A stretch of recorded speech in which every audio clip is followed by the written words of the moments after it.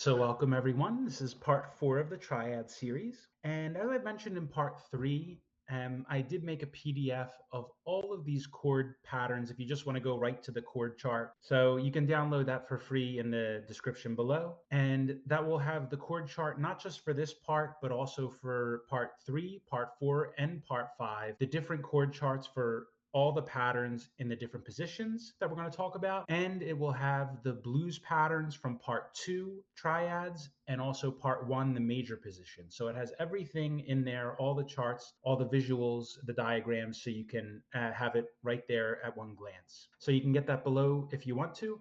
Otherwise, let's continue through. You can have a look at it afterwards. So this is pattern 2. Remember, if you've been with me and if you haven't checked out parts 1 and 2, I suggest that you at least check out part 1 before you come to this one, because you will be a little lost with what we're talking about. So this is pattern 2, the A pattern. We call the A pattern, and this is the major position, right? This would be the D. This would be a D major though, because we have the root there on the 7th fret of the 3rd string, right? And we've gone over this in part 1, so I hope you've watched that already. If not, go back and check that out first. So this is the D major, but in the A pattern. We call the A pattern because, so if you remember from part 1, this would be the D pattern here, right? And then right after it starts the A pattern. So this is the A pattern, but it is, of course, a D major chord.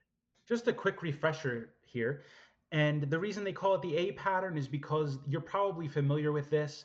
This is the open A position, right? The A chord that we always play, where you just bar the 2nd string or the 2nd fret, or you use all 3 fingers. However, when you play it, we want to play it, but this is how it sounds. That's the open A position. So that's why we call it the A pattern, because that's where it comes from. It's also the pattern, the bottom part of the pattern for a major bar chord with the root note on the 5th string. Okay, just for your own information. This pattern has the least amount of accessible chords. So the first one had a pretty decent amount, the D pattern, pattern 1, that we've gone over in part 3. Pattern 4, there's only 4 really accessible positions, really accessible chords besides the major. So 5 altogether, but the four besides the major. And I'm going to start with the diminished. This is a chord that I hardly ever use in anything because it's very, very unique sounding, and it's not a very pleasant chord to listen to for an extended period of time. So for this one, you're just going to move the 1st, 2nd, and 3rd string down 1 fret, as you can see here. And the way that would wind up looking is like this. I'm going to show you, because the diminished has 3 notes, right? So you can play it just on the bottom 3 strings, or you can play it on the 4th, 3rd, and 2nd string. So here's what it would look like on the 1st, 2nd, and 3rd strings. This is again in the key of D, but you can move it anywhere. The root note is going to be on the 3rd string.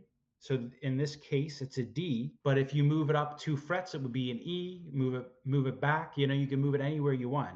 Back 2 frets would be a C. So this is what it sounds like. Ooh, right? It's an ominous chord, not very nice to listen to for a while. And then if I move it up 2 frets, it sounds like this. Or you down 2 frets like this.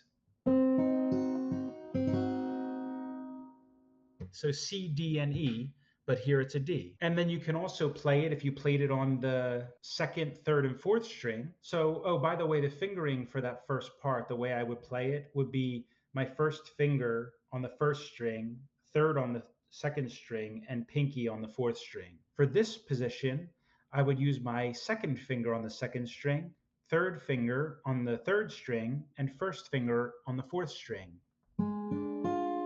And it's the same chord, just using the top 4 strings. You can also play all 4 strings together.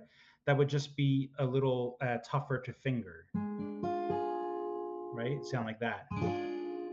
And then again, movable anywhere. Root is on the 3rd string. So now let's move to some nicer sounding chords. So the minor chord. The minor chord is only 1 note difference. So you're just going to move the 2nd string note down 1 fret. And this is a very convenient position to play in. So again, we have the bottom 3 strings and the top 3 strings because it's a 3-note chord. So I would use my 1st finger on the 1st string, 2nd on the 2nd string, and 3rd on the 3rd. And you can slide this anywhere. So down 2 frets, C minor, E minor, up 2 frets. So my first finger is now on the 7th fret. And then if you wanted to play it just on the top 3 strings, remember you can play all 4 if you want to. It would sound like this. If I was playing all 4, I would use my 3rd finger on the 4th string and then my pinky on the 3rd string, like that. But if you're just playing 3, then you can do it a few different ways. You can play an A minor kind of pattern where you put your 1st finger on that 2nd string, the 2nd finger on the 3rd string, and the 3rd string on the 3rd finger on the 4th string. Or you can reverse those. You can use your 2nd finger on the 4th string and your 3rd finger on the 2nd string. You can move it up, down. The 3rd movable pattern is going to be a suspended 2nd. And for that, we're just going to, again, change 1 chord. It's, again, a 3-note chord, so you can use just the bottom 3 strings or the top 3 strings or all 4. So if I was playing this all 4, I would bar the 5th fret on the 2nd and 1st string with my index finger, my 1st finger. And then I would bring my 3rd finger on the 4th string and my pinky on the 3rd string, sound like this. And then if you like just the bottom 3 strings,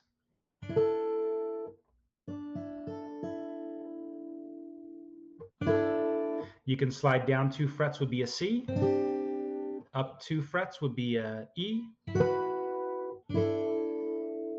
That's a really beautiful chord. I like the suspended chords a lot. Don't use them in a lot of songs, but they're beautiful. And then the top 3 strings. So again, you would just, I would just use my 3rd finger on the 4th string, pinky on the 3rd string, and like this. And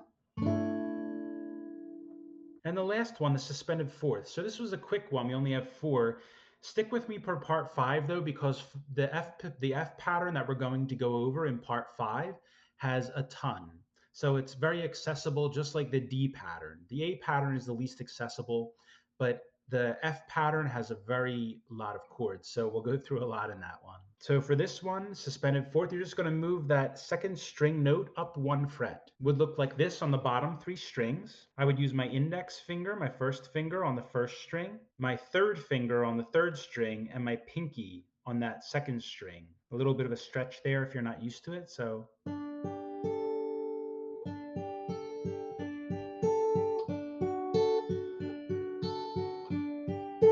right? So beautiful.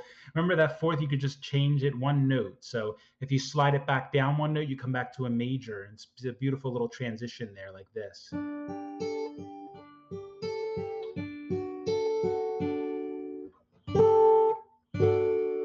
And the other position for this on this, just using the 4th, 3rd, and 2nd string, you can slide up because you're, fingering it a little different. You don't need your index finger on the 1st string. So you can just bar the 7th fret there with your index finger on the 4th and 3rd strings and put your 2nd finger on the 2nd string there. So,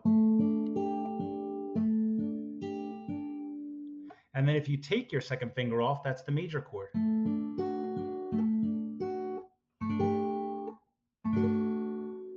Okay. Again, you can slide it up and down wherever you like. Down 2 frets, C,